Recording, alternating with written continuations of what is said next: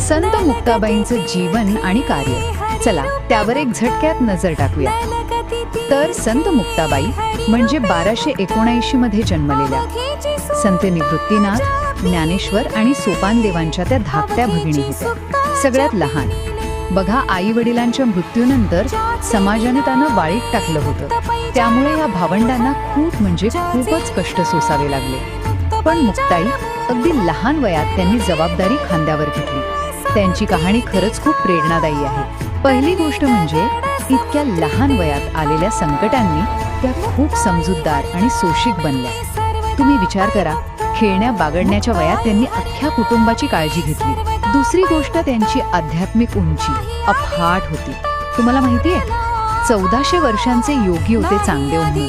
त्यांनी अहंकारापासून दूर नेलं आणि भक्ती मार्गावर आणलं.